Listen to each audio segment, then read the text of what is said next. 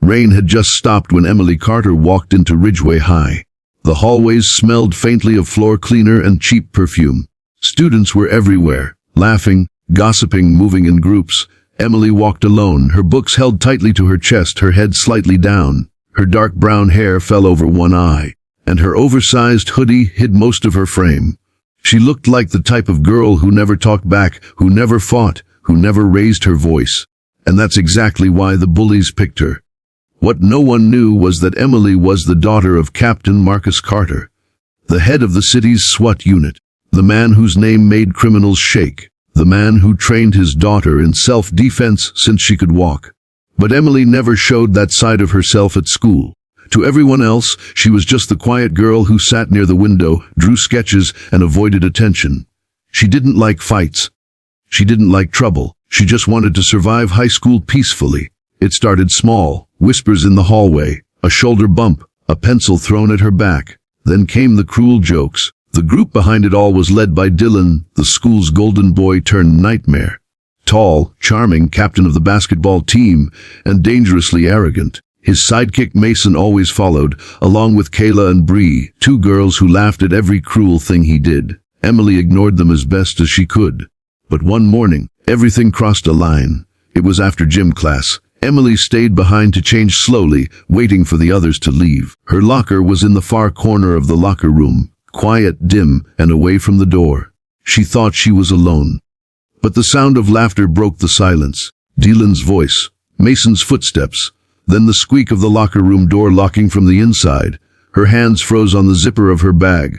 "Well, look who we have here," Dylan's voice echoed. "The little ghost girl. Doesn't talk, doesn't fight. Maybe we should teach her to loosen up."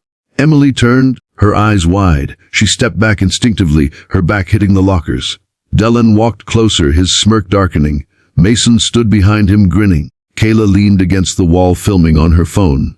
"Please, just leave me alone," Emily whispered. Her voice was calm but soft, like someone who had said that sentence 1,000 times before. "Come on, we're just joking," Dylan said, reaching out to touch her shoulder. That single touch, that disrespect, broke something deep inside her. The same thing her father had warned her about. Never let anyone put their hands on you, Emily. Never. You have the right to stand tall. She looked down once, then up, and the quietness in her eyes disappeared. Dylan didn't even realize what happened until he was on the floor gasping for air. Emily had twisted his wrist, stepped sideways, and slammed him against the locker with a move so fast it looked like a blur. The sound of metal clanging echoed through the room. Mason blinked, stunned. "What the?" He started, but she pivoted on her heel, grabbed his hoodie, and flipped him over her shoulder. He landed hard on the cold tile floor. The phone fell from Kayla's hands, shattering. "You think this is funny?" Emily's voice rose, calm, controlled, dangerous. "You think people like me are weak?" She stepped forward, her breath steady, her hands still raised in perfect defensive form. Not like a scared girl, but like a trained soldier. The years of drills, sparring, and self-defense lessons from her father now lived in every movement she made. Dylan coughed, trying to get up, but Emily's foot pressed lightly against his chest. "Don't ever touch me again," she said, "or anyone else." Her tone carried a weight that froze everyone in place. She wasn't shouting. She didn't need to. Her eyes spoke the truth, and that truth was terrifying. For the first time, Dylan didn't look like a bully. He looked small, humiliated, terrified. Emily turned and walked out of the locker room, her wet sneakers squeaking against the floor. Behind her, Mason groaned in pain, and Kayla rushed to help Dylan up. Whispering in shock, she's crazy." Emily walked straight to the counselor's office, dropped the note she'd written days ago. "I'm being harassed. Please help," and left before anyone could stop her. That afternoon, the principal called her father. Captain Marcus Carter arrived in full uniform. The entire school went silent when his police SUV pulled up. He stepped out tall, broad-shouldered, the word stitched on his vest. His presence commanded silence. The principal, Mrs. Green, met him at the door, nervous. "Captain Carter, we didn't realize." He cut her off. "You didn't realize my daughter was being harassed under your watch." His voice was deep, controlled, the kind of tone that carried authority even when calm. "Sir, please, the situation." "I saw the video," he said coldly. You should thank her for defending herself, because if she hadn't, you'd be calling an ambulance. Dylan's parents were called in. They came storming furious, trying to blame Emily. But Marcus stood tall beside his daughter. Your son laid hands on my child. The only mistake here was his. Dylan sat quietly, his wrist in a brace, eyes lowered in shame. For once, the bully had nothing to say.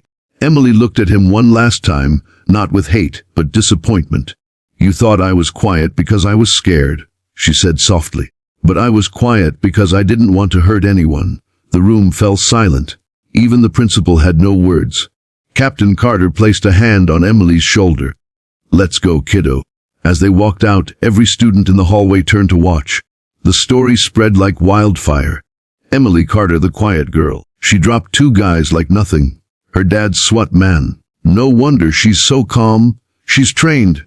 Overnight, the girl who was invisible became a name, whispered in both fear and respect. That night, Emily sat in her room, looking out the window as rain began again.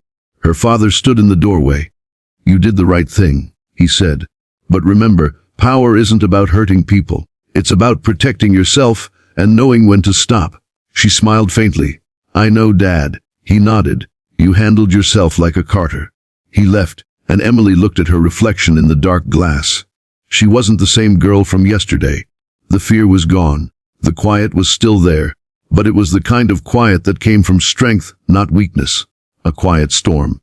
The next morning, when she walked into school, the hallway parted like waves. No one dared whisper. Even Dylan avoided her eyes. She didn't want fame or fear or revenge. She just wanted peace. But she knew now, peace had to be protected. And if anyone tried to take it from her again, they'd learn the hard way that silence doesn't mean weakness. Sometimes it means warning. As the bell rang, Emily walked to her seat, set her books down, and looked out the window. Calm, unshaken, powerful in her quietness, she had faced what most never could. She didn't need to prove anything anymore. The bullies had made their big mistake, and she made sure they'd never forget it.